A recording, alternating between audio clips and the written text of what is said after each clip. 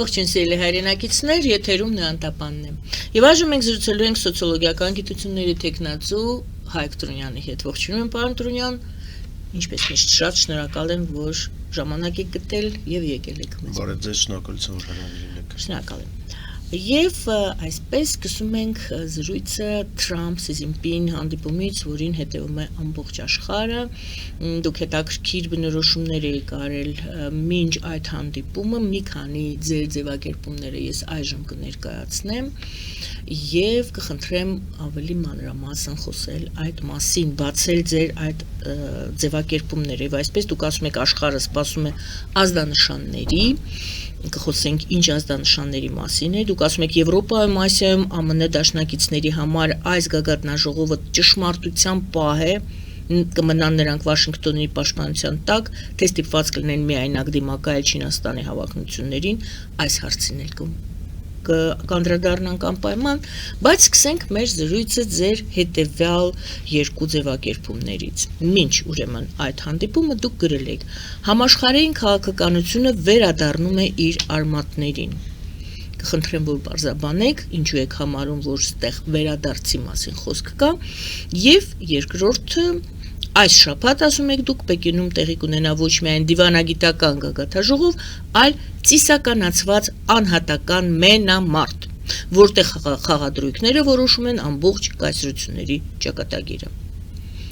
Որ ձևակերպումից ուզում եք, որ մտքից ուզում եք, սկսեք, որովհետև բոլորն էլ շատ հետաքրքիր են եւ տարողունակ։ Համեցեք։ Երկրորդ համաշխարհային պատերազմից հետո աշխարհը բաժանվել է երկու բևեռի մեջ։ Ու դա բոլորի համար եղել է լավ իրավիճակ, երբ որ մենք սովոր ենք եղել հասկանալ, որ երկու բաժանում կա ու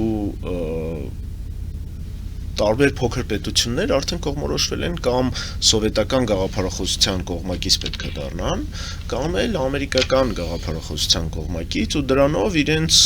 կողմնորոշումը հեշտ է եղել, ուրիշ ալտերնատիվ չի եղել ու դա բերել է նրան, որ գեոպոլիտիկան ինքը իրանով է հեշտ եղել, ու այդ հեշտությունը փոքր պետությունների համար կողմնորոշվել է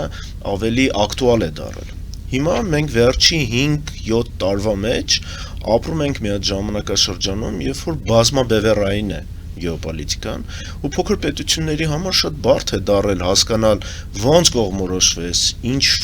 որ կողմը ընտրես, ոնց քեզ պահես, որը բարդացնում է պահելաձևը փոքր պետություններին։ Ու հիմա պատկերացրեք, որ Պեկինում հավաքվում են երկու հզոր պետություններ, որոնք են որոշում, թե ինչպիսին պետք է լինի աշխարհը ապագայում։ Ու հենց սա է նշանակում, որ երկու բևեռությունը վերադառնում է։ Ու այս երկու բևեռությունը դա այդքան էլ վատ բան չի, որովհետև բազմաբևեռություն շատ բարդ է աշխարհում պահելը, որովհետև օրինակ հիմա բազմաբևեռությունը բերում է նրան, որ մենք չգիտենք ատոմային ռումբը դա էֆեկտիվ է, թե էֆեկտիվ չէ։ Պակիստանը, որ ունի ատոմային ռումբ, դա ինչի կարող է բերել։ Հիմա Թուրքիան է հայտարարում, որ ինքը ուզում է ունենա ատոմային ռումբ։ Հիմա որ բոլորն ունենան ու բոլորը բևեռությունների մեջ բաժանված չլինեն, դա ոնց աշխարհը կկառավարվի։ Սա իրականում շատ բարդ բան է, որը ասում է նրա մասին, որ աշխարհը պետք է երկու ուղղություն ունենա, որի միջոցով փոքր պետություններին հնարավորություն տա, որ փոքր պետությունները կարողանան համագործակցեն։ Փոքր պետություններ ասելով դուք նաև նկատի ունեք Հայաստանը որպեսզի կողմնորոշվի։ Այժմ մենք գովաստ կհայտարարենք եթերում, սիրելի բարեկամներ, մնացեք մեզ հետ եւ կշարունակենք վերադառնանք ուրեմն տաղավար եւ կշարունակենք զրույցը եւ կդիտարկենք այս իրավիճակում ինչպես կողմնորոշվի Հայաստանը, ինչն է փոխվել Հայաստանի համար կամ գուցե ինչ որ նոր հնարավորություններ են բացվում, որի մասին այս պահին կխոսենք։ Գովազդ է եթերում, մնացեք մեզ հետ։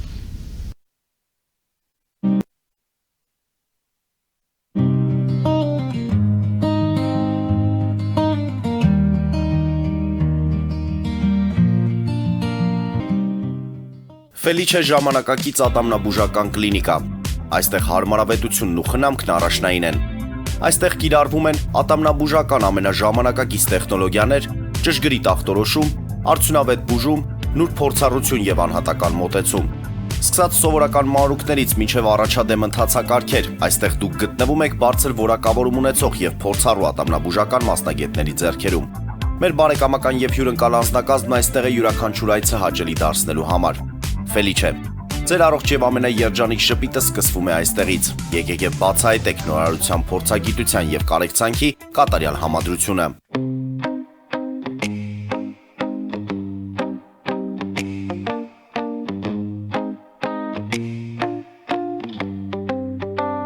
Երևանի եւ Զովունիի սահմանին գտնվող ալպիական թաղամասում սկսվել է 2, 3 եւ 4 սենյականոց բնակարանների նախնական ամրագրում։ Առաջարկում ենք նաեւ թաունհաուսներ արդեն պատրաստ եւ կառուցվող։ Բնակարանների արժեքները սկսվում են 50,000 ԱՄՆ դոլարից մինչև 140,000 ԱՄՆ դոլար, իսկ թաունհաուսներինը 160,000 ԱՄՆ դոլարից 170,000 ԱՄՆ դոլար։ Մանրամասների համար այցելեք մեր պաշտոնական կայք alpiakan.am կամ զանգահարեք +374 44 201 066։ Ամրագրում կարող եք կատարել մինչև ապրիլի 30-ը։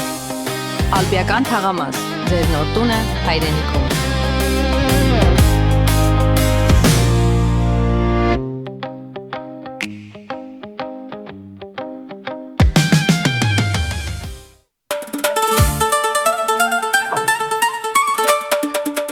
Երևանն եք ուղարկում։ Օթանավով։ Երևանն են ուղարկում։ Ստեղ ուղարկում են, Երևանում ստանում են $1.99 Սենսացիա, Այ սենսացիան հեսա։ Ձրիա։ Իսկ ավտոմեքենաները կարող եք ուղարկել անհավատալի ցածր արժեքներով։ Նավով վճարում եք 1 արկղի համար, 2 արկղել անվճար։ Ասեք, Աշոտ դա ուղարկել։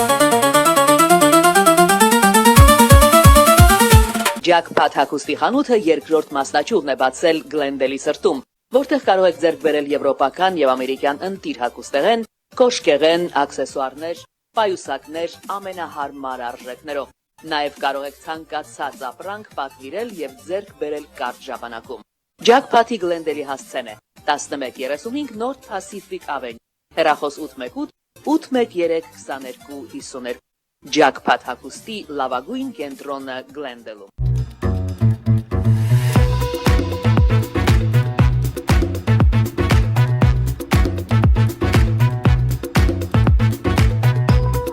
Արարատ ռեստորան, ընտանեկան եւ ընկերական ժամանցի լավագույն հասցե, սիրված արտիստներ, հյուրընկալ մթնոլորտ, հարուստ ճաշացան, անմահական խորտիկներ։ Արարատ ռեստորան, հասցեն անփոփոխ, սիրով սպասում ենք ձեզ։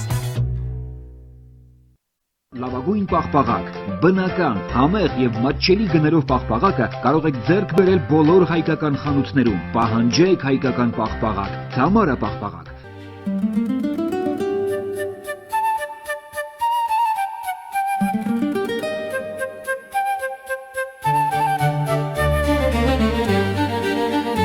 Նոյան տապան տպարան, Նոյան տապան հրատարակչություն, շարվածքից մինչև տպագրում, զանգահարեք, գրեք, այցելեք, միասին պատրաստենք ձեր գիրքը, ամսագիրը կամ թերթը, որտեղ նշվելու է, տպագրված է Նոյան տապանում։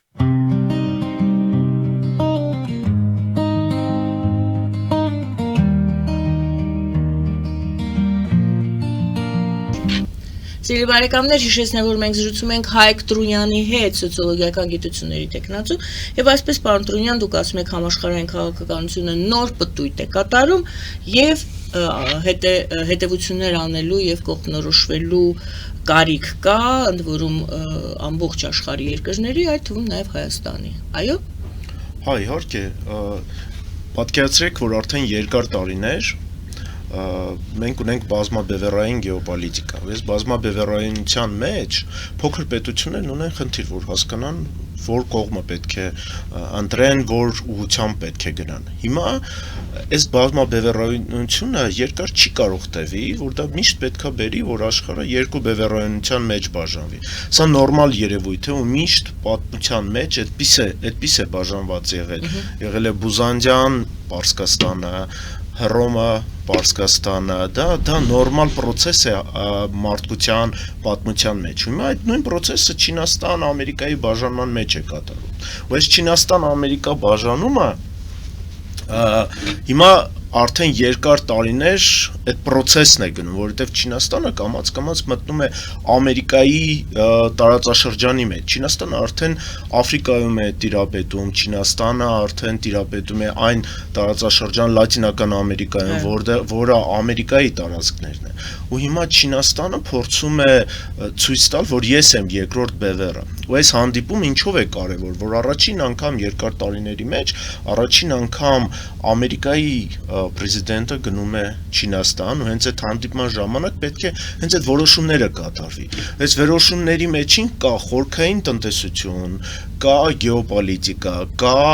ռազմական զարգացում, կա արհեստական բանականության տեխնոլոգիաների բաժանում, թե ոնց պետք է զարգանա։ Այստեղ որոշումներ են կատարելու ապագայի 10 տարվա հարցը։ Բարի, եւ դուք ասում եք, որ սա մենամարտ է, այնուամենայնիվ մենք այս 2 օրը հետևում ենք, վերջի այսպիսի լուրը հետևում ենք ինչի մասին են խոսում, ինչպես են իրենց պահում զրույցի ժամանակ, չէ՞ որ եւ լրագրողները եւ երևի քաղաքագետներն էլ եւ սոցիոլոգները նույնպես հետևում են մարմնի լեզվին ավելի շատ, եւ Թրամփը այսօր հետաքրքիր ասում է ուշադրություն է դարձնում գովում է Սի Ցզինպինին, ասում է, իր բոյը շատ բոյով տղամարդ է, եթե Հոլիվուդում, հասկանում եք, նա դրա վրա է շեշտադրում անում, այսինքն չի ասում շատ խելացի է, շատ լավն է, շատ, նա ասում է բոյով է, ինչի մասին է դա վկայում, այսինքն այս 2 օրը մենք հետևում ենք, ինչ եք տեսել դուք։ Ես հասկանալով, թե Թրամփը ինչ իրավիճակի մեջ է այսօր, հասկանում եմ, թե ինչի համար ենք այդ քայլերն անում։ Նայեք, Թրամփը վերջի 1 տարվա մեջ տարբեր սխալումներ է արել, օրինակ դա Պարսկաստանի պատերազմն էր, որը ինքը հիմա հասկանում է, որ այդ պատերազմը ինչ որ մի ձև բերել է հաղթանակ Չինաստանի համար։ Ու Թրամփը փորձում է այդ իրավիճակի մեջ ինչ որ շահեր ունենա, որովհետև հասկանում է, որ այն կողմին, Պարսկաստանի կողմից Չինաստանն է եղել, որը օգնել է Պարսկաստանին, որը ցույց է տվել, որ ունի տեխնոլոգիաներ, որի միջոցով Պարսկաստանը հնարավոր է տարբեր շահեր է ունեցել, ու սա հիմա Թրամփի համար խաղ է, որի միջոցով ինքը ուզում է մանիպուլացնել հենց այդ հանդիպման ժամանակ, բայց նույն ձևի Թրամփը հայտարարում է, որ իրեն դուր է գալի ավտորիտարիզմը, ինքը հայտարարում է, որ ավտորիտարիզմը այդքան վատ process չի, այդքան վատ կառավարման մեթոդ չի, իսկ աշխարհում ամենահաջողված ավտորիտարիզմը այսօր դա Չինաստանն է։ Ու այդ քայլերը, որը Թրամփը անում է, դա հենց դրան է ուղղված, որ ցույց տա, որ ես ընդունում եմ ավտորիտարիզմը որպես կառավարման մոդել, ու դեմոկրատիան, որը միշտ Ամերիկան հայտարարել է, որ իմ տարածման մոդելն է, այդքան էլ կարևոր չէ ինձ համար, դա Թրամփի քայլերն են։ Այս կողմից Չինաստանը հայտարարում է բաց, որ ես ավտորիտարիզմի տարածողն եմ աշխարհում։ Սա հետաքրքիր process է, ու ինքը քաղաքակրթական process է, որի ժամանակ նայեք, եթե Ամերիկան այսօր դեմոկրատիայի տարածողն է եղել, ու Ամերիկայի պրեզիդենտը հայտարարում է, որ ինձ այդքան էլ դեմոկրատիան դուր չի գալի, ինձ ավտորիտարիզմն է դուր գալի, իսկ Չինաստանը հայտարարում է, որ ես այն քաղաքակրթությունն եմ, որը գիտի ոնց պետք է ավտորիտարիզմը լինի էֆեկտիվ։ Ու դուք պատկերացեք, որ այդ process-ների ժամանակ ինչ որ մի բան խառնվել է, երբ որ Ամերիկայի պրեզիդենտը հայտարարում է, որ ավտորիտարիզմը լավ բան է, ինձ դուր է գալի։ Դա համար ինչի եմ ես գրել, որ մենամարտի հանդիպում է, որովհետև կան 2 լիդերներ, որոնք տարբեր բևեռներից են, բայց երկուսն էլ այսօր խոսում են ավտորիտարիզմի մասին։ Ու ինձ թվում է, որ Թրամփի ուժերը ավելի թույլ են, որովհետև ինքը մտնում է մի դաշտ, որտեղ Չինաստանը ավելի ուժեղ է, Չինաստանը ավտորիտարիզմում ուժեղ է, ու Չինաստանը բացի դրանից, որ ուժեղ է, ինքը երկարաժամկետ է աշխատում։ Չինաստանը չի պլանավորում իր աշխատանքը մոտակա 5 տարվա մեջ, 10 տարվա մեջ, այլ մտածում է շատ երկարաժամկետ ժամանակաշրջանի 50 տարվա մեջ է ծրագրավորում իր աշխատանքը։ Այս ուղղությամբ Ամերիկան ավելի թույլ է, որովհետև Թրամփը ունի 4 տարվա ժամանակ, որի շրջանում պետք է իր գեոպոլիտիկան ձևավորի։ Ամերիկան որոշում է իր աշխարհա ձևափոխումը Եվրոպայի հանդեպ, ուրիշ պետությունների հանդեպ մոտակա 4 տարվա մեջ ձևավոր, իսկ Չինաստանը ավելի երկարաժամկետ է աշխատում։ Կարելի է ասել, որ այստեղ նաև քաղաքակրթական ոնց որ թե երկխոսության մասին կամ մենամարտի, եթե դուք մենամարտի հետ եք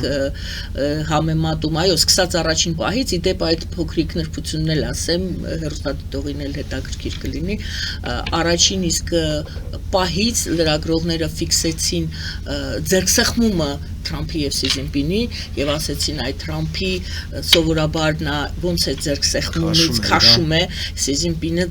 ամուր ձեռքը պահեց, որ ցույց տա ոչ, դու իմ ձեռքս չես կարողանա քաշել։ Այդպես էլ թե այդպես չէ, կարևոր չէ, նորից ասում եմ, մարդիկ հետևում են յուրաքանչյուր նրբությանը, նյուանսին, որը տեղի ունենում այդ հանդիպման ժամանակ։ Վերադառնանք ձեր ասացին եւ իմ հարցս հետեւյալն է։ Ստացվում է ըստ ձեր խոսքի, որ այստեղ նաև քաղաքակրթական մենամարտ է եւ ինչի մասին էինք մենք այս վերջի շրջանում խոսում ժողովրդավարությունը եւ ավտորիտարիզմը ժողովրդավարական փոփոխություններ պետք է անեն եւ այն ինչ անում է Միացյալ Նահանգները Իրանում այնտեղ էլ է ուզում որ ժողովրդավարություն լինի դեմոկրատական Իրան է ուզում ստեղծի դեմոկրատական աշխարհը ավելի ամուր լինի եւ այստեղ ստացվում է որ ոչ ուղղակի, բայց դեմոկրատիան զիջում է իր դիրքերը ավտորիտարիզմին, իր արդյունավետությամբ կառավարման։ Հիմա մենք գալու ենք կառավարման մոդելների հարցին երևի թե։ Քանի որ ես զբաղվում եմ քաղաքակրթությունով ու քաղաքակրթական մոդելներով, ես բաց տեսնում եմ, որ հիմա քաղաքակրթությունների պատերազմ է գնում։ Ու Չինաստանի, Ամերիկայի այս հանդիպումը դա քաղաքակրթությունների մենամարտի հանդիպում է, որի ժամանակ չինական քաղաքակրթությունը իր սահմաններն է ձևավորում, Ամերիկան որպես արևմտյան քաղաքակրթության նոր կենտրոն, որովհետև Ամերիկան Տրամփի նոր գալուց հետո հայտարարել է, որ մենք ենք արևմտյան քրիստոնեական քաղաքակրթության կենտրոնը։ Եվրոպային Վենսը դա ուղիղ հայտարարեց իր հանդիպման ժամանակ Եվրոպարլամենտում, դառնում է, որ հիմա այս հանդիպումի ժամանակ իրենք պետք է բաժանեն, թե ով որ ուղղության վրա է իր ազդեցությունը կատարելու։ Այս ուղղությունների մեջ մտնում է եւ Պարսկաստանը, մտնում է եւ Ռուսաստանը, չնայած նրան, որ Ռուսաստանը առանձին դեր է խաղում, այս հանդիպման ժամանակ է պայմանավորություն լինելու, թե Ամերիկան որ մասն է իր վրա վերցնելու, որ մասը Չինաստանն է վերցնելու։ Ինչ հարցում։ Ռուսաստանի հարցով։ Ռուսաստանի հարցով։ Այո, որովհետեւ այսօր Ռուսաստանը կամաց-կամաց դառնալու է Չինաստանի պրոքսին։ Ու Չինաստանի հետ է Ամերիկան պայմանավորվելու ինչ դիրքորոշում ունենա Ռուսաստանի հանդեպ։ Չինաստանի հետ է Ամերիկան պայմանավորվելու իր դիրքորոշումը Պարսկաստանի հանդեպ, որովհետև եթե դուք նկատեք Պակիստանում, երբ որ Ամերիկան ու Պարսկաստանը հանդիպվել էր պայմանավորության համար, Պակիստանին կառավարողը Չինաստանն էր։ Մասնակիցները երբ որ հետևում են թե ում հետ էր պայմանավորվում Պակիստանի կառավարությունը, որ հանդիպումը ոնց կազմակերպի, դա եղել էր Չինաստանը։ Պակիստանը Չինաստանի հետ էր, Պակիստանի կառավարությունը Չինաստանի հետ էր կոորդինացում իր քայլերը այս հանդիպումը կազմակերպելու համար։ Սա շատ լուրջ դիրքորոշում է, ու սա նշանակում է, որ Չինաստանը ամբողջովին կառավարում է այն process-ները, որտեղ փորձում է մտնի Ամերիկան։ Ամերիկան դա հասկանում է։ Բացի դրանից, որ Տրամփը հասկանում է, որ Չինաստանը իրեն ուղղում է ցույց է տալի ոնց որ կողմով դու կարող ես գնաս, բացի դրանից Ամերիկան եւ նույն ձևի հասկանում է, որ այսօր Չինաստանն ունի լուրջ ռեսուրսներ։ Դա այն մետաղների մասին է, որոնք օգտագործում են տարբեր բարդ տեխնոլոգիաների մեջ։ Դրա համար Չինաստան գնալու ժամանակ Տրամփը իր հետ վերցրել էր այն կամպանիաներին, որոնք զբաղվում են տեխնոլոգիաներով։ Դա Netflix-ներ, դա Apple-ի ղեկավարներն էր, դա IT ոլորտի ղեկավարներն է իր հետ հիմա տարել Չինաստան։ Ինչու? Որովհետև հենց Չինաստանում են հենց այդ մետաղների արդյունաբերությունը, հենց այնտեղ է որոշվում, թե արտադրանքը Ամերիկա է լինելու, թե Չինաստանում է լինելու։ Կարելի ասել, որ տնտեսական փոխգործակցության հնարավորություն ստեղծելով Միացյալ Նահանգները փորձում է քաղաքական հարցեր լուծել, չէ՞ որ այո, դուք էլ նշեցիք, որ Չինաստանը այդ բոլոր գործընթացների մեջ ներկա է։ Նա գնացել է փաստորեն ռազմական այս պահին ռազմական իր հակառակորդի Միացյալ Նահանգները Իրանի գործընկերոջ մոտ եւ ուրեմն հարցս հետեւյալն է տնտեսական հարցերով փոխշահավետություն ստեղծելով հասնել քաղաքական լուծումների Ռուսաստան, Ուկրաինա հարցում, քանի որ դուք ասացիք Ռուսաստանի վրա էլ է ազդեցությունը Չինաստանի, Իրանի վրա ազդեցություն եւ այլ հարցերում, դե Վենեսուելան եւ այլն։ Իհարկե, դե տնտեսությունը դա քաղաքականության շարունակությունն է։ Կհաջողվի արդյոք Սի Ցզինպինը հրաշալի դա հասկանում է եւ այդ պատվիրակության կազմն էլ է տեսնում։ Դա ճիշտ ռազմավարություն է, կարծում եք կհասնի արդյունքի Թրամփը։ Այսինքն այո տնտեսության միջոցով քաղաքական հարցեր են փորձում լուծել։ Գիտեք, մենք մոտակա 1-2 տարվա մեջ չենք էլ իմանա թե ինչ պայմանավորություն է իրանց մեջ եղել, որովհետև դա լուրջ հետախուզական աշխատանք է պետք որ հասկանաս թե ինչ է այնտեղ կատարվել ու մենք հիմա չենք էլ կարող պատկերացնել թե ինչի մասին են իրենք պայմանավորվելու, բայց այո, հենց տնտեսության միջոցով իրենք կգտնեն այն ոսկի սահմանները, որի մեջ կարող են պայմանավորություն ունենան, որովհետև գեոպոլիտիկան sense tendency շահերի մասին է։ Ու հենց տնտեսական շահերի մեջ իրենք կարող են բաժանել իրենց կողմերը։ Բայց գիտեք ինչ հետաքրքիր պահ կա, երբ որ խոսքը գնում է քաղաքակրթական մենամարտերի մասին, նայեք, Չինաստանը ոչ թե մենակ կողմորոշվել է իր քաղաքակրթական կառավարման մոդելները, որը ավտորիտարիզմի մասին է խոսքը, նույն ձևի մշակութային եւ ազդեցության քաղաքակրթության մասին է Չինաստանը հիմա տարածում իր գաղափարախոսությունը։ Հայաստանում արդեն 3-րդ դպրոցն է չինական բացվում։ Հայաստան գալիս են չինական ինստիտուտների ռեկտորները, որ հրավիրեն ուսանողներին Չինաստան կրթության։ Չինաստանը շատ ակտիվ իր գաղափարախոսությունը տարածում է աշխարհով մեկ։ Ըստ տարբերություն Չինաստանին, ամերիկական պայմանները կամաց թուլանում են, որովհետև Ամերիկան հիմա ունի կոնֆլիկտ իր դաշնակիցների հետ, Եվրոպայի հետ։ Ու հենց այս հանդիպումը առաջինը կարևոր է Եվրոպայի համար, որտեղ Եվրոպան նույն ձևի հիմա ուզում է հենց այդ երկու բևեռի մեջ կողմորոշվի ոնց է իր աշխարհայացքը ձևավորելու։ Այս հանդիպումը կարևոր է Կանադայի համար, որտեղ Կանադայի նախագահան, որը իր վերջի ելույթներում միշտ հայտարարում է, որ միջին կայսրությունների, միջին պետությունների տերմինն է արդեն տարածվել, որ միջին պետությունները պետքա կողմորոշվեն Չինաստանի մեկ էլ Ամերիկայի միջոցով։ Իրենք փորձում են խեջիրովը տանեն իրենց հնարավորությունները, ռիսկերը մինիմիզացնեն, ինչ ոչ թե ամբողջովին Ամերիկայի ազդեցության տակ մնան կամ ամբողջովին Չինաստանի ամբողջության տակ մնան։ Իրենք փորձում են բաժանեն իրենց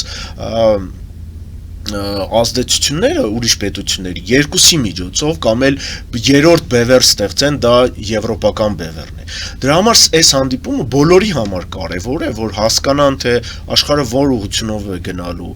Տայվանի հարցը դա թեժ պատերազմ է դառնալու, թե այսպես սառը ձևի մնալու է։ Այս հանդիպումը այսենց հարցերի մասին է, որովհետև եթե կարողանան ճիշտ ձևի պայմանավորվեն, բոլոր հարցերի շուրջ ինչ որ պայմանավորություններ կլինեն։ Դա կլինի եւ ատոմային ռումբի հարցը, դա կլինի ռուսական-ուկրաինական պատերազմի հարցը, դա կլինի տնտեսական պատերազմների հարցը։ Դրա համար են բոլորը հետևում, թե ինչ պայմանավորություն կգա։ Երեկվա իմ հյուրերից մեկը այսպիսի միտք արտահայտեց, նա ասեց, որ նա չի բացառում կամ ավելի հաստատուն էր իր կարծիքի մեջ, որ Սի Ցզինպինը եւ Թրամփը անգամ կարող է այս թրիփի մասին խոսեն, այս ուղու մասին խոսեն, որովհետեւ այստեղ կամ կբախվեն կամ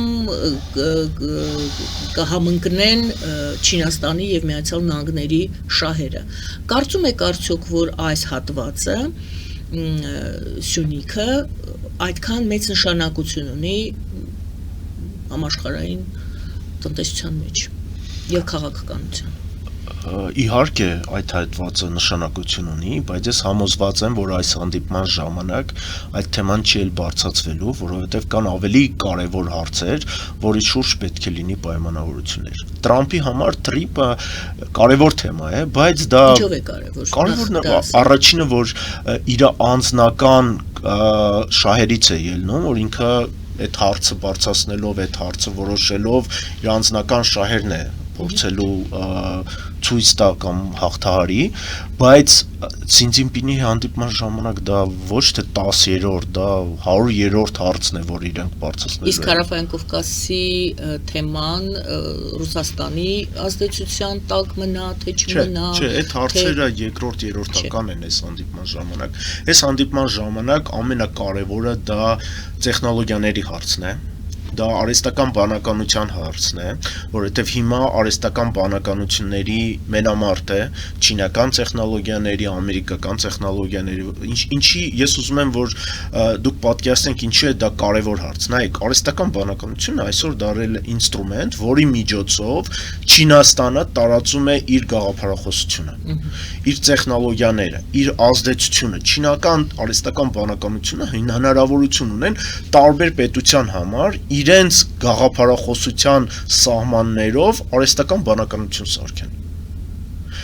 Նույն բանը անում է Ամերիկան։ Այսօր արհեստական բանականությունը մարդու մտածելակերպն է սահմանափակում։ Թունելներ է մտածելակերպի պատրաստում։ Հիմա այս բևեռները պետքա պայմանավորվեն, թե որ տարածաշրջանում որ արհեստական բանականությունն է իր ազդեցությունը անելու։ Որովհետև արհեստական բանականությունը հետո դառնում է տարբեր ստարտափների հիմքեր, տարբեր տեխնոլոգիաների հիմքեր։ Դրա համար պետք է պայմանավորություն լինի, թե որ դաշտը մտնում է, որ դաշտը չի մտնում։ Սա առաջինը։ Երկրորդը դա արտադրանքի տեխնոլոգիաների չիպերի արտադրանքի հարցն է, որը կախված է մետաղների հետ։ Հատուկ մետաղների, որոնք այսօր 80% արտադրում է Չինաստանը։ Հիմա Ամերիկան պետք է պայմանավորվի այդ հարցով, թե չպետք է պայմանավորվի այդ հարցով։ Դրա համար այս հարցերը այնքան կարևոր են Ամերիկայի համար, որ լոգիստիկայի հարցը երկրորդ, երրորդական է դառնում։ Դա արդեն ոչ թե Սին Ցինպինն ու Տրամփն են այդ հարցը բարձրացնելու, դա արդեն երկրորդ, երրորդ մյուս հանդիպումների ժամանակ է այդ հարցերը լինելու, արդեն ավելի ցածր մակարդակի հանդիպումների ժամանակ։ Մյուս կարևոր բանը դա ազդեցությունը տարբեր երկրներում, թե որ երկիրը որ քաղաքակրթական ազդեցության տակ է մտնում, այդ հարցն է լինելու, որովհետև այսօր Չինաստանը մտնում է Եվրոպա ու եվրոպական պետությունների վրա իր ազդեցությունը Այո, Լատինական Ամերիկա է մտնում Չինաստան։ Հիմա Ամերիկան պետք է այդ հարցը բարձրացնի, թե ոչ, եթե այդ հարցը բարձրացնում է, այդ ժամանակ արդեն Չինաստանը ուրիշ հարցեր է բարձրացնելու, որտեղ Ամերիկան իր պոզիցիան պետք է թույլատնի։ Շնորհակալ եմ, մենք ունենք հեռախոսազանգ, հեռուստադիտողը մեզ սպասում է։ Այո, բարև ձեզ։ Ալո, բարև ձեզ։ Ալո։ Այո, բարև ձեզ, Տիկին Գաբրելյան, մենք ուղղակի եթերում ենք։ Այո։ Բարև ձեզ, պարոն Տրունյան, ողջունում ձեզ հեռավոր Գլենդելից, ուրախ եմ ձեզ նորից տեսնելու նույն տապանի եթերում։ Մի փոքր ուղղում եմ ցանկանում մեր հեռուստադիտողների համար, Կանադան ունի վարչապետ, ոչ թե նախագահ, կարծում եմ գրի պակետի խոսքով, բայց բարձրաբանենք հեռուստադիտողների համար։ Դա պարզ է պարզապես, այո։ Այո, բայց իմ հարցը Չինաստանի հետ կապված է, քանի որ կարևոր է որ մեր հանրությունը ճիշտ կողմնորոշվի, ճիշտ տեղեկություն ունենա։ Պարոն Տրոնյան, դուք նշեցիք, որ Իրանի պատերազմը դրանից շահել է Չինաստանը եւ այսօր Չինաստանը ավելի ուժեղ դիրքում է։ Կուզենայի իմանալ ինչի հիման վրա եք դուք դա եզրակացնում։ Պարզապես հեռուստադիտողներին հիշեցնենք, որ Իրանը կախված է նավթից, նավթ ներկրող է եւ այսօր նավթի գները բարձրացել են եւ դա բարձրացնում է Չինաստանի համար իր գները Չինաստանի նավթի ներմուծում ավելի դժվարացել է եւ արաբական երկրներից եւ Իրանից, քանի որ ԱՄՆ-ն շրջափակում է, իսկ ԱՄՆ-ն նավթ արտահանող երկիր է եւ բավականին շահում է այս գներից։ Եվ նաեւ հիշեցնենք, որ ԱՄՆ-ն դուրս մղեց Չինաստանին Վենեսուելայից։ Սոկոզենյանն ինչի հիմա վրա եք դուք ենթադրում կամ եզրակացնում, որ Չինաստանը շահում է Իրանից եւ ավելի ուժեղ դիրքերում է։ Շնորհակալություն։ Շնորհակալություն։ Շնորհակալություն հարցի համար, այո, դուք ճիշտ եք, ես սխալվեցի, Կանադան վարչապետ ունի, նայեք, չինական դիրքորոշումը ինչու է պոզիտիվ, ինչով է հաղթել Չինաստանը, դա Չինաստանը աշխատում է երկարաժամկետ,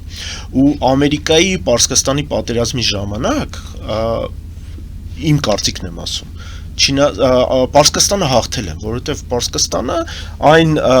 նպատակները, որ իր դեմ դրել է, հասել է այդ նպատակներին, Ամերիկան այն նպատակները, որը դրել է, չի հասել այդ նպատակներին։ Ամերիկան հայտարարել է, որ պետք է ռեժիմը փոխել, ռեժիմը չի փոխվել, Պարսկաստանը հայտարարել է, որ ռեժիմը պետք է պահպանենք ու ինչքան կարողանանք մեծ վնասենք Ամերիկային եւ Ամերիկայի դաշնակիցներին, այդ նպատակին հասել են։ Հիմա նայեք, Չինաստանը երկարաժամկետ աշխատելով, այսօր Չինաստանը ակտիվ իր էներգա ռեսուրսների, ալտերնատիվ ռեսուրսների է տանում։ Չինաստանը այսօր ամենամեծ քանակի արևային էլեկտրոէներգիայի արտադրողն է, հիդրոէլեկտրաստանցիաների ամենամեծ քանակի արտադրողն է։ Ու պատերազմը Պարսկաստանի հետ ցույց տվեց, որ Ամերիկան հնարավորություն չունի իր դաշնակիցներին պաշտպանի, ու վաղը Թայվանի պատերազմի ժամանակ Չինաստանի դիրքորոշումը, Չինաստանի հնարավորությունը ավելի մեծ է, քան թե Ամերիկայի։ Ու այսա իհարկե ցույց տվեց Չինաստանին, որ ինքը հաղթահարում է, որ ինքը հնարավորություն ավելի շատ ունի, ու դրա համար է, որ Թայվանի օպոզիցիան արդեն վերջի մի քանի ամիսը մի քանի անգամ գնացել է Չինաստան, չինական ղեկավարության հետ հանդիպումների։ Բացի դրանից, երբ որ մենք խոսում ենք ռեսուրսների մասին, նեֆտի մասին, պատերազմը դա խո կարճաժամկետ process չի, ինչ որ մի ամսվա, երկու ամսվա process չի։ Մենք ունենք երկարաժամկետ ժամանակ, որի շրջանում այսօր Չինաստանը արևային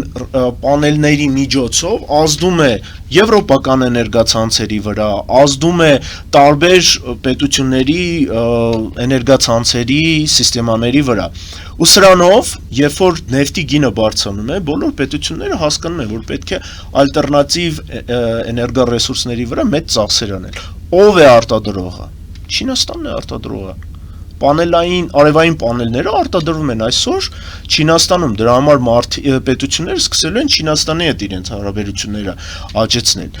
Երբ որ մենք խոսում ենք Ամերիկայի դիրքորոշումը կամ Ամերիկան ինչով կարող է ազդել Պարսկաստանի պատերազմից հետո, Ամերիկան ինչ կարող է ազդեցություն ունենա այսօր Թայվանի վրա, որի միջոցով սպառի Չինաստանին։ Թայվանը ընդհակառակը տեսավ, որ Ամերիկան այդքան էլ հնարավորություն չունի իր դաշնակիցներին պաշտպանի։ Այս անկյունով իհարկե Չինաստանը ավելի հաղթահարած դուրս եկավ։ Բացի դրանից, չինական տեխնոլոգիաները, երբ որ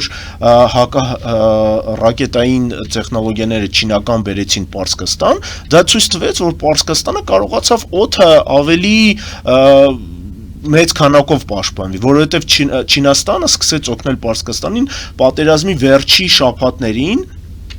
դա բաներն են, հատուկ տեխնոլոգիաներ բերեցին, որի միջոցով արդեն ամերիկական ռակետներին սկսեցին օդը պաշտպանել, հրթիռներ։ Ու սա եւ ցույց է տալի, որ եթե Չինաստանը ուզի, ինքը ունի հնարավորություն, որի միջոցով կարող է դիմադրի Ամերիկային, ու սա Ամերիկան էլ հասկացավ։ Դրա համար Ամերիկան ավելի թույլ պայմաններով է այսօր բանակցության մեջ գնացել Չինաստանի մոտ, քան թե Չինաստանը, ես էսի նկատի ունեի։ Այո, երևի թե սիրելի հեռուստադիտող, եթե առարկելու կամ զրույցը շարունակելու կարիք ունեք, կարող եք զանգահարել, հետաքրքիր ամենայն դեպս հետաքրքիր էր եւ հարցը եւ մեկնաբանությունը, որի համար շնորհակալ եմ։ Իսկ այժմ կրկին մեկ անգամ գովաստ հայտարարենք եթերում, մնացեք մեզ հետ, կշարունակենք զրույցը։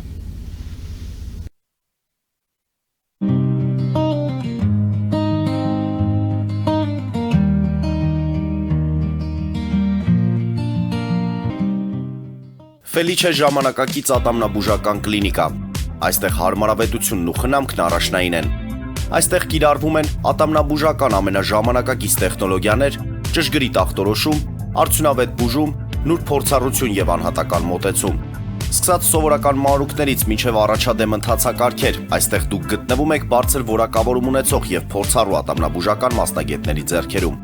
Մեր բարեկամական եւ հյուրընկալ անձնակազմն այստեղ է յուրաքանչյուր այցը հաճելի դարձնելու համար։ Ֆելիչե, ձեր առողջ եւ ամենաերջանիկ շպիտը սկսվում է այստեղից։ Եկեք եւ բացահայտեք նորարարության փորձագիտության եւ կարեկցանքի կատարյալ համադրությունը։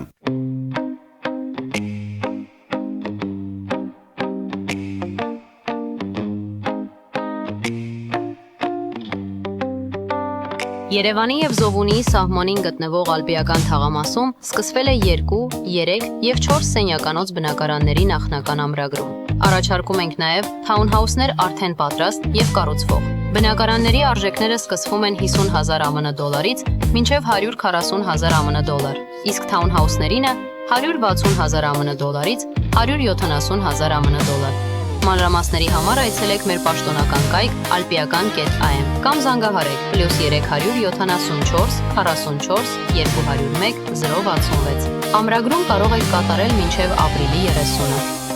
Ալպիական թաղամաս, ձեր նոր տունը Հայրենիքում։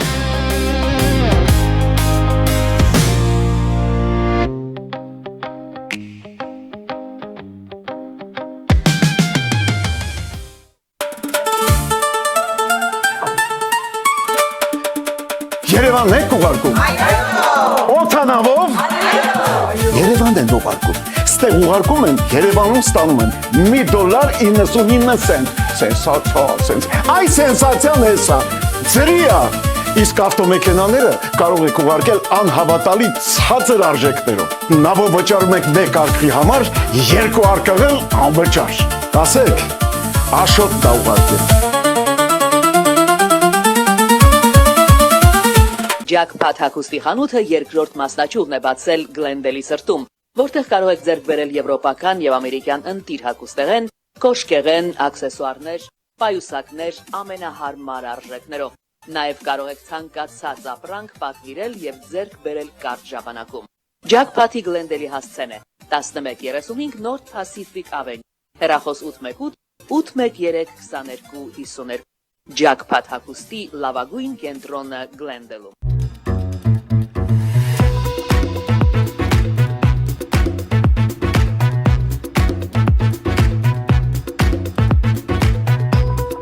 Արարատ ռեստորան, ընտանեկան եւ ընկերական ժամանցի լավագույն հասցե, սիրված արտիստներ, հյուրընկալ մթնոլորտ, հարուստ ճաշացան, անմահական խորտիկներ։ Արարատ ռեստորան, հասցեն անփոփոխ, սիրով սպասում ենք ձեզ։ Լավագույն պաղպաղակ, բնական, համեղ եւ մատչելի գներով պաղպաղակը կարող եք ձեռք բերել բոլոր հայկական խանութներում։ Պահանջեք հայկական պաղպաղակ, Թամարա պաղպաղակ։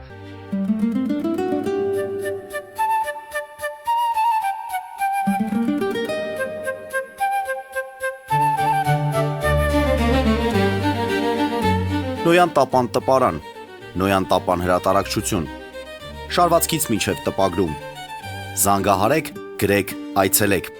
միասին պատրաստենք ձեր գիրքը, ամսագիրը կամ թերթը, որտեղ նշվելու է, տպագրված է Նոյան տապանում։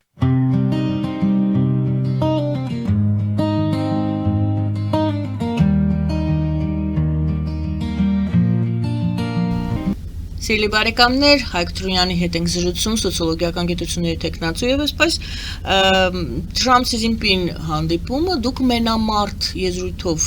նկարագրեցիք եւ բնութագրեցիք եւ հարցը հետեւյալն է 40 տարի առաջ ոչ այսպեսի առաջատար համարվող մեղմ եմ ասում Չինաստանը, որը շատերը ասում են հետամնաց Չինաստանը, որը շատ բնակչության թիվը բոլորս գիտենք միլիարդու հիմա 4 է, բայց միլիարդու կես էր ամենայն դեպս եւ այսօր այդքան առաջ գնաց այն աստիճանի, որ կարող է մենամարտել մինչ այժմ լիդեր համաշխարհային լիդեր համարվող երկրի նախագահի հետ Միացյալ Նահանգների նախագահի հետ։ Ինչպես դա հնարավոր դարձավ։ Ես տեսել եմ, որ դուք այս մասին մի շարք հոդվածներ եք գրել, վերլուծություններ եք արել եւ տեսա, որ ներկայացրել եք մեկ մեկնաբանություն այս հարցին ի պատասխան նման հարցի կամ հարցը հետեւյալն էր. ինչպիսին է կառավարման մոդելը Չինաստանում։ Դուք ասում եք Չինաստանի հնագույն ժամանակներից ի վեր կառավարվել է հետևյալ կերպ. երկիրը ղեկավարում էին մտավորականներ, որոնք ընտրվել էին իրենց կարողությունների համար մրցութային քննությունների միջոցով եւ գործում էին առանց արտաքին միջամտությամբ։ Սա կարծես թե այսօրվա մեր Հայաստանի համար շատ հետաքրքիր նյութ է։ Համեցեք։ Ես ուզում եմ մի երկու պատմություն պատմեմ։ 19-րդ դարում, երբ որ բրիտանացիները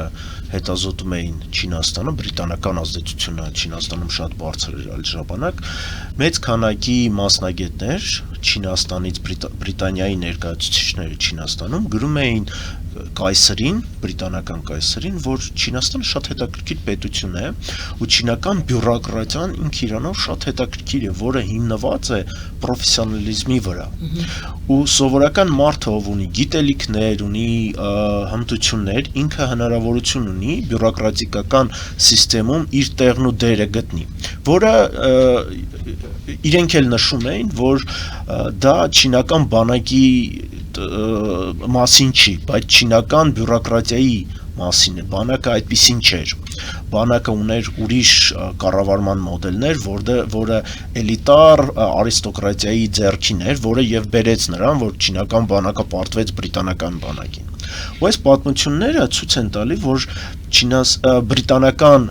կայսրությունը շատ խոր հետազոտել է չինական բյուրոկրատիայի կառավարման ձևերը եւ ինչ որ մի բան այնտեղից copy paste վերցրել է բրիտանական կառավարման մոդելների ձևավորվելու համար։ Սրանից մեկ քանի տարի առաջ Չինաստանում գիտահետազոտական աշխատանք էին արել ու բոլոր չինական մարզերը, որտեղ կրթությունը Կոնֆուցիայի ժամանակ պարտադիր երևույթ էր եղել չինական բյուրոկրատների համար, հետազոտել էին, տեսնեին, թե այսօր ինչ արդյունքներ կա ու հայտնաբերել էին, որ այն մարզերը, որոնք այսօր տնտեսական զարգացած են, դա այն մարզերն են, որտեղ Կոնֆուցիայի գաղափարախոսությունը ներգրավված է եղել։ Իսկ Կոնֆուցիայի գաղափարախոսությունը ո՞րն է եղել։ Բոլոր պետական աշխատողները պարտավոր են հանձնել քննություն փիլիսոփայության մասին, մաթեմատիկայի մասին եւ գրառումի մասին, գրականության մասին։ Շատ հետաքրքիր բան է, 3000 տարի առաջ այն գիտական process-ը, որը ներդրված է եղել, արդյունք է տալի մինչև այսօր։ Ու սա չինական կառավարման մոդելներն են։ Ես ավտորիտարիզմի կողմակից չեմ, բայց ես տեսնում եմ, որ այսօր չինական կառավարման մոդելները իրենք հաջողություն ունեն, որովհետև հիմնված են բյուրոկրատիայի որակի վրա։ Բայց բյուրոկրատիայի ոչ վատ իմաստով, մենք սովետական շրջանի բյուրոկրատիան գիտենք որպես բյուրոկրատիա, նման է թե ոչ, բյուրոկրատիա բառը մեզ մոտ անմիջապես ասոցացվում է սովետական բյուրոկրատիայի հետ։ Երբ որ բյուրոկրատիան բացասական է ներկայացնում, ես Մաքս Վեբերին շատ եմ հետազոտել, դա այն մարդն է, որ հենց բյուրոկրատիայի մասին է գրել,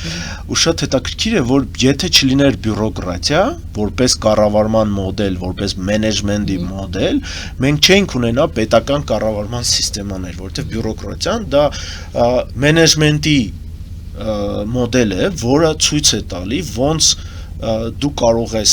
մի process-ի մեջ մտնես կառավարման, որտեղ արդյունքը արդեն գիտես ոնց պետքա լինի։ Օրինակ, ասենք դու գնում ես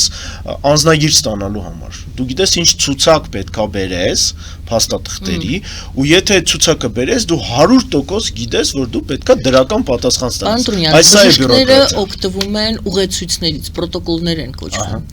Նման է դրան, որ ուղեցույցը կամ պրոտոկոլով գործելուն այդ պրոտոկոլներն են լավ մշակվում, թե ինչպես ինչ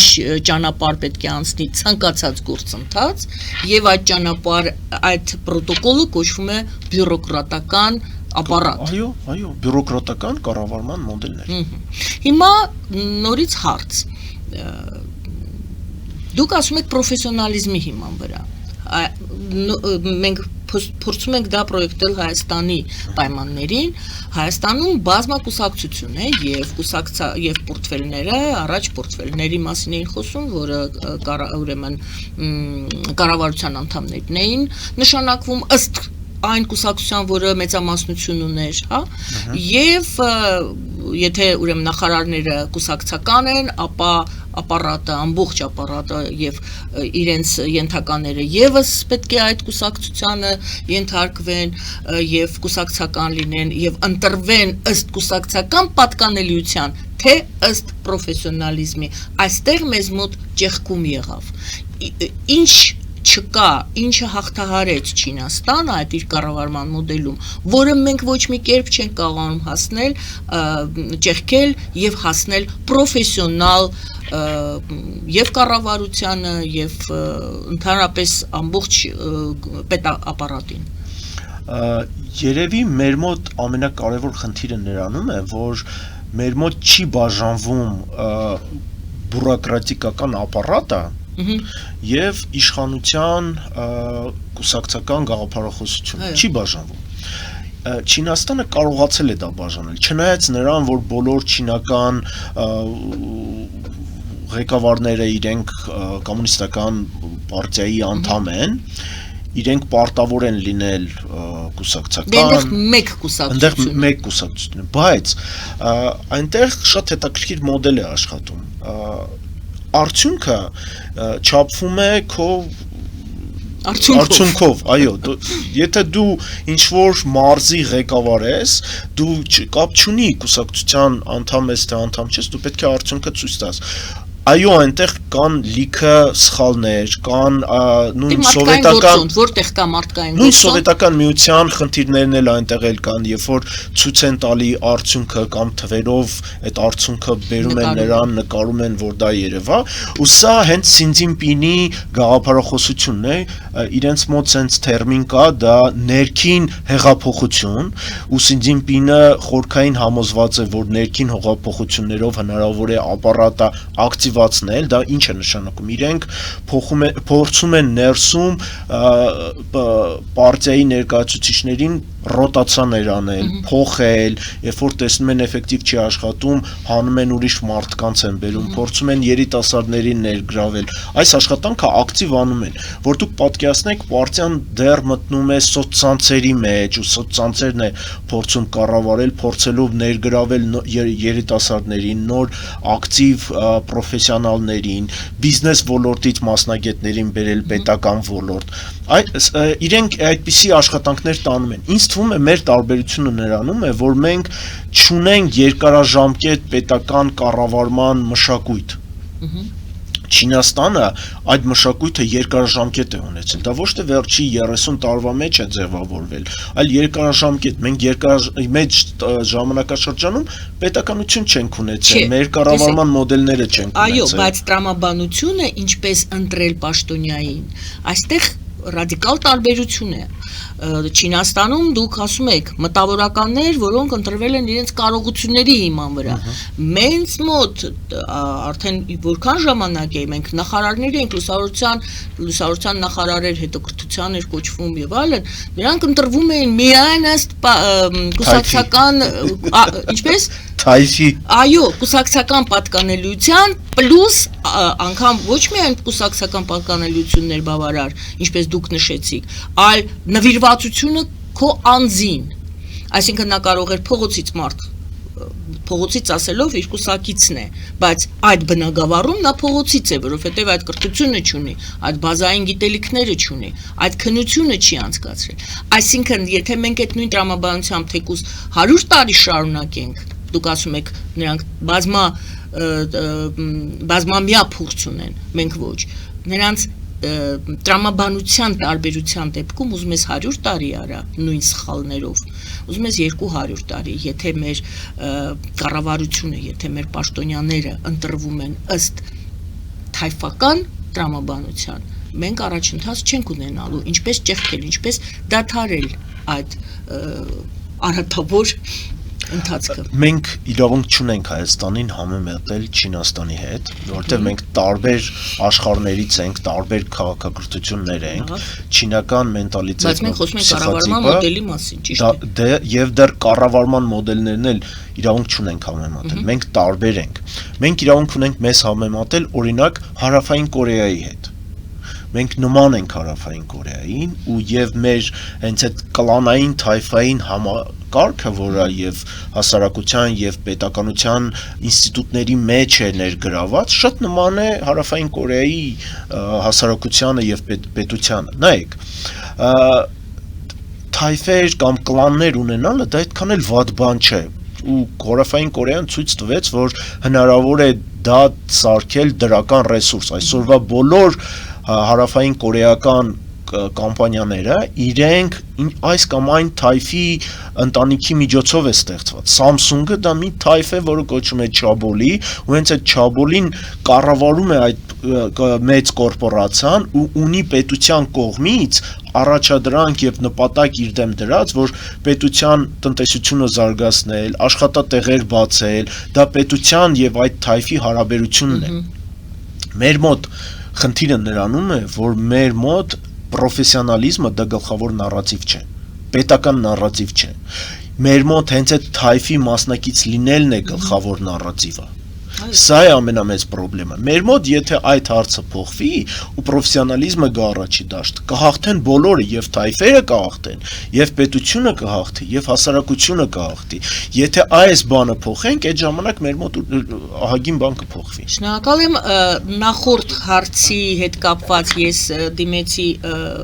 զանգահարող հեռուստադիտողին, ասացի, եթե զրույցը շարունակելու կարիք կա, համեցեք եւ տեսնում եմ հեռախոսազանգով, այո, լսում եմ ձեզ, հեռախոսազանգով դուք նորից դիմել եք մեզ, լսում ենք ձեզ, բարև ձեզ նորից։ Բարև ձեզ նորից, Տիկին Արաքելյան, անչափ շնորհակալ եմ երկրորդ շանսը տալու համար, ես պարոն Տրոնյան Գլենդելսի զանգարողն եմ, ես կուզենայի անդրադառնալ ձեր վերջին պատասխանին եւ տեսնել հեռուստադիտողների համար բարձրաբանել պարզապես, շնորհակալություն ձեր պատասխանի համար, շատ հանգամանալից էր, դուք Չինաստանի ուժեղ դիրքերի հետ կապված երկու փաստակ ներկայացրեցիք եւ իմ հարցը երկուսի հետ է կապված, խնդրում գնացել Տիկին Արաքելյան, որ դաշնակիցներին չի կարող պաշտպանել, դաշնակիցների հարցը, եւ որ Իրանը հաղթում է։ Սա հարցը երկուսի հետ է կապված։ Կարող ենք համաձայնվել Իրանի հաղթանակի հետ կապված, որ պատերազմը պարոն Տրոնյան դեռ ավարտված չէ։ ԱՄՆ-ի եւ Իսրայելի հիմնական նպատակներից մեկը միջուկային զենքներ, 15,000 թիրախոցելուց հետո կարող ենք համաձայնվել, որ Իրանի այս կարճ ժամանակահատվածում կարողությունները երևի մի քանի տարով գոնե հետ են մնացել, բայց պատերազմը դեռ ավարտված չէ։ Եվ դաշնակիցների հարցով շատ է արծարծում այդ թեզը, ԱՄՆ-ն չկարողացավ պաշտպանել դաշնակիցներին։ Կարող ենք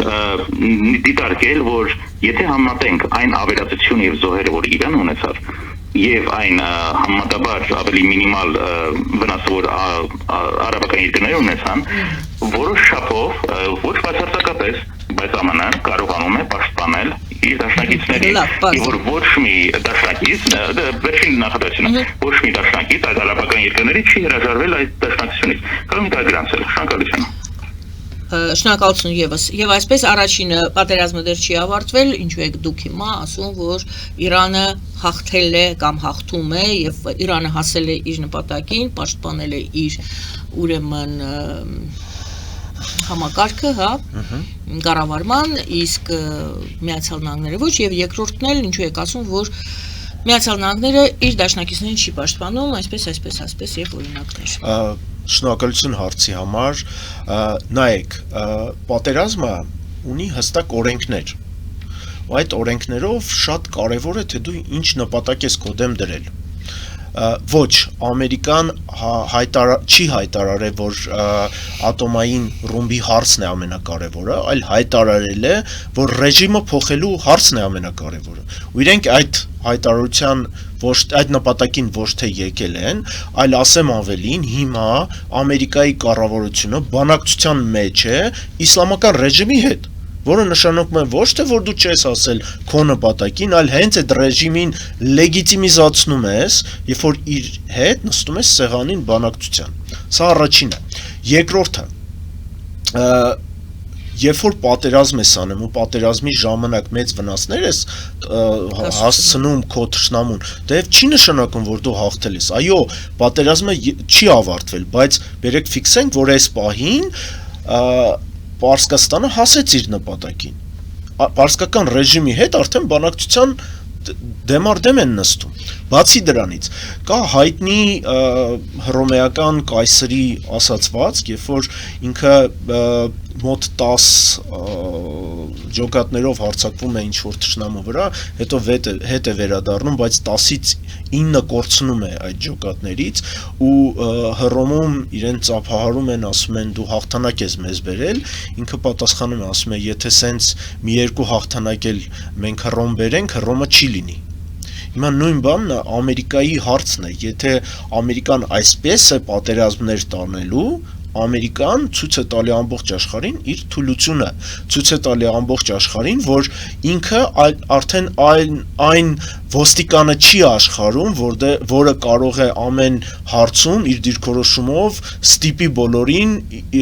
իր կարծիքը թելադրի։ Հիմա նայեք, Պարսկաստանը այսօր բանակցության մեջ հարց է բարձրացնում իր ատոմային ռումբի հարցը, որը նշանակում է, որ այդ հարցը Ամերիկան հալա չի վերջացրել։ Բացի դրանից, Ամերիկայի դաշնակիցները, արաբական պետությունները, այսօր սկսել են Չինաստանի հետ բանակցություններ իրենց շահերը համակացնելու համար։ Սա ինչ է նշանակում, որ նույն արաբական պետությունները արդեն այդքան ամբողջովին չեն վստահում իրենց անվտանգությունը Ամերիկային։ Սա իմիջային կորուստ է, որ Ամերիկան այս պատերազմի շրջանում ունեցել է, հենց այս սա է նշանակում, որ Ամերիկան շատ բաներում պարտվել է, իսկ Չինաստանը ոչ մի փամփուշտ չկրակելով եկավ նրան, որ արաբական պետությունները իր հետ են հիմա փորձում համաձայնացնեն իրենց դիրքորոշումները, բայց սա հաղթանակ չէ Չինաստանի համար, կամ Պարսկաստանի համար։ Այսօր Չինաստանի հետ հանդիպում գնաց։ Երևի Իրանի թեման կլինի ոչ վերջին տեղը։ Այո, իհարկե։ Եվ պարզապես այսօրվա լուր աչքովս ընկա, որ Միացյալ Նահանգներում եւս մեկ անգամ հաստատում են, որ իրենց խնդիրները լուծել են արդեն։ Հարցը այն չէ Հորմուզի հարցը ոնց կլուծվի, բայց նրանք հայտարարեցին, էլի այսօր հայտարարություն եղավ, որ Միացյալ Նահանգները իր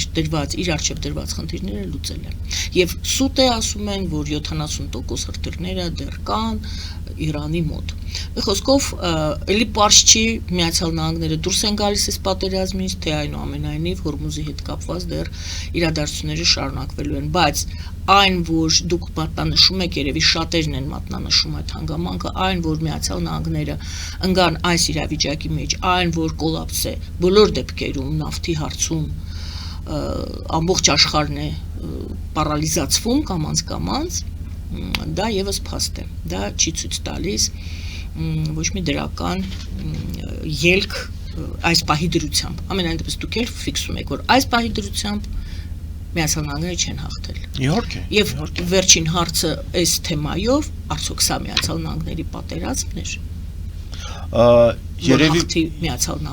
Երևի ոչ, որովհետև այստեղ Իսրայելի դերը շատ կարևոր է ու Իսրայելի լոբինգի դերը Ամերիկայում շատ կարևոր է, որով բերեց նրան, որ այսօր եւ Ամերիկայում ներսում արդեն տարբեր բևեռներ են ծագում, որոնք հայտարարում են, որ մեզ Իսրայելի պրոքսի դառնալը շատ վատ է ու Տրամպը ինքը չի որոշում ներկայացնում։ Սա ցույց է տալի, որ Ամերիկան չկարողացավ ամբողջովին իր դիրքորոշումը միջև վերջ պահպանի, որովհետև Իսրայելի ազդեցությունը շատ բարձր եղավ, ու Ամերիկայի ներսում հիմա տարբեր քաղաքական ուժեր փորձում են ցույց տալ, որ Իսրայելը ավելի շատ ազդեցություն ունի Ամերիկայի վրա, որը Ամերիկայի քաղաքացիների շահերի մասին չի։ Ու ինձ թվում է շատ բան է փոխվելու մոտակա ապագայում եւ Ամերիկայի ներսում եւ գեոպոլիտիկայի մեջ, բայց պետք է մենք ֆիքսենք մի կարևոր բան, որ հիմա քաղաքակրթությունների պատերազմ է, Հայաստանը որպես պետություն պետք է ընտրի որ քաղաքակրթության մաս է կամ պետք է որոշի թե ինքը քաղաքակրթություն է, թե քաղաքակրթություն չէ, որովհետև մեզ նայելու են այն աչքերով, որ մենք կամ ռուսական քաղաքակրթություն, ռուսկի միրի մաս ենք, կամ թուրքական թուրանի մաս ենք, կամ էլ մենք պետք է կողմորոշվենք, որ մենք հայկական քաղաքակրթություն ենք։ Եթե մենք կարողանանք գեոպոլիտիկային նայենք այս աչքերով, մենք կարողանանք հասկանանք, թե մեր դերն ու տերը աշխարհում որն է։ Շատ կարևոր թեմա ուրվագծեցիք, դա երևի մեր հաջորդ հաղորդումներում մենք այդ թեմային կանդրադառնանք, բայց դուք ասում եք, մենք պետք է դիտարկենք։ Մեր դիտարկելը բավարար է, թե ինչ որ չեմ ասում գործողություններ, բայց երևի թե գործողություններ պետք է արվի։ Մի բան է դու ինքդ քեզ համարում ես, որ դու քաղաքակրթություն ես, ես ոչինչ չես անում եւ հայտնվում ես այդտեղ կամ այնտեղ, քեզ համարելով լրիվ ուրիշ բան, մի այլ բան է, երբ որ ուրիշներն են քեզ տեսնում, որ դու ուրիշ քաղաքակրթություն ես եւ իրենք են համարում, որ դու ուրիշ քաղաքակրթություն ես։ Ինչպես հասնել դրան, դա համաձայն եք, որ այդպեսի հարց կարելի է դնել։ Գիտեք, ամենահետաքրքիրը նա է, որ ուրիշները բոլորը հասկանում են, որ Հայաստանը դա յուրահատուկ առանձին քաղաքակրթություն է, բայց ոչ մեկի շահերի մեջ չէ, որ նոր քաղաքակրթություն ձևավորվի կամ հաշվի նստի։ Կամ հաշվին իր հետ նստել։ Իսկ դու ոչ թե պետքա հայտարարես, որ դու քաղաքակրթություն ես, այլ դու պետքա դառնաս քաղաքակրթություն։ Դու պետքա ունենաս քո կրթական սիստեման, որը ձևավորվում է որպես քաղաքակրթություն, քո պետականությունը, որը ձևավորվում է որպես քաղաքակրթություն, քո պետության մեր սփյուռքի հարաբերությունը, որը ձևավորվում է որպես քաղաքակրթություն, քո եւ քո հասարակության հետ հարաբերություն, պետություն, ի նկատի ունեմ, դու որպես պետություն քո հասարակության հետ քո հարաբերությունը պետքա ձևավորես այնպես, որպես քաղաքակրթություն։ Ու այսա բազմաշերտային process է, սա տարբեր բարդ սիստեմաների մասին է, սա ոչ թե դու հայտարարում ես, որ դու քաղաքակրթություն ես, համարում ես։ Իհարկե, նույն Չինաստանը այդպես է անում։ Ինքը ոչ թե հայտարարում է, այլ ինքը պատրաստում է կրթական սիստեմաներ, ինքը իր տնտեսությունը որպես քաղաքակրթական մոդելին ձևով է ձևավորում։ Ես մեկ անգամ պատմել էի ձեր եթերում, որ հիմա Չինաստանը ամբողջ եվրոպական էներգացանցերի կառավարողն է դառել։